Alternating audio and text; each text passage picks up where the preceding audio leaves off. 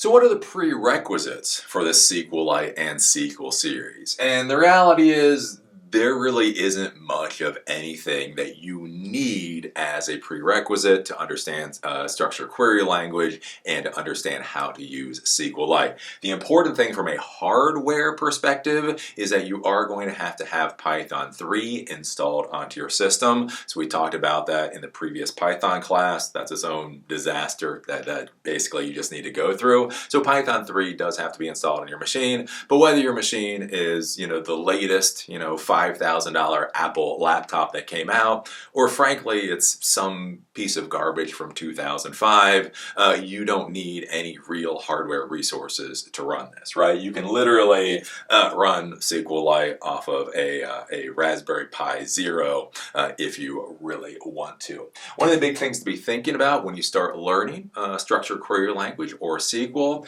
is that this is a basic language that is going to be used for a number of different database engines. So basically, this is a standard that came out decades ago at this point, and the idea is that you had people that were developing different database systems, but they wanted one language so that database administrators could go from one system to the other, and it wasn't a complete disaster. And so the idea with SQL, or structured query language, is that this is a language that's used within a number of different database systems. So that whether you're using SQLite, or MariaDB, or MySQL, or Postgres, or a number of other database engines, SQL more or less will be the same. There might be some specific capabilities that are different between the different database systems, but when we do a select, when I talk about doing a select statement, that means we're asking the database for information.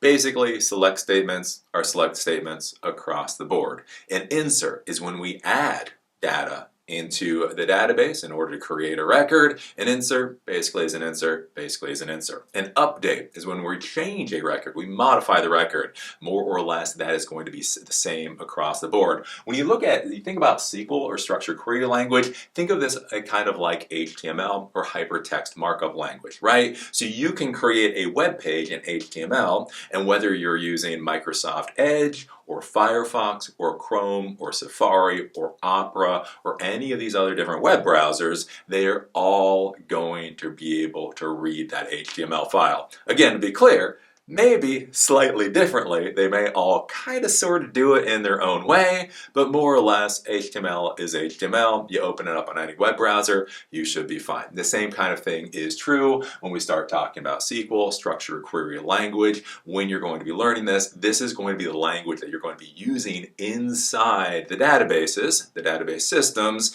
and basically it should be the same across the board. So you can learn SQL even if you do not know Python. Right? So even if you skip the Python class, you don't care about Python for some reason, you can actually be able to dive in this class, and for the most part, you should be fine and be able to keep up.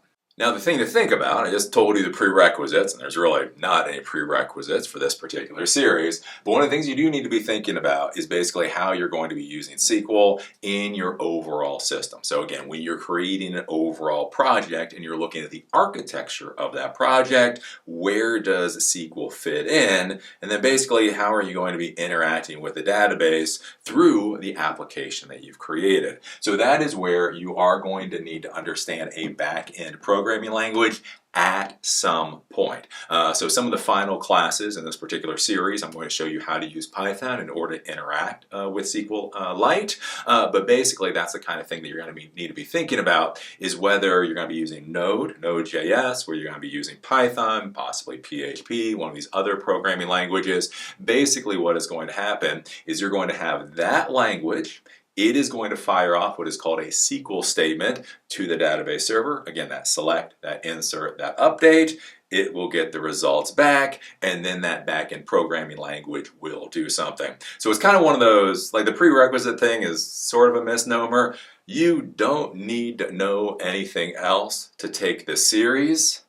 But to use the information in this series to go farther with your career or whatever else you're going to be doing, you are going to need to understand that back-end programming language. And again, obviously here at Silicon Dojo, we focus on Python.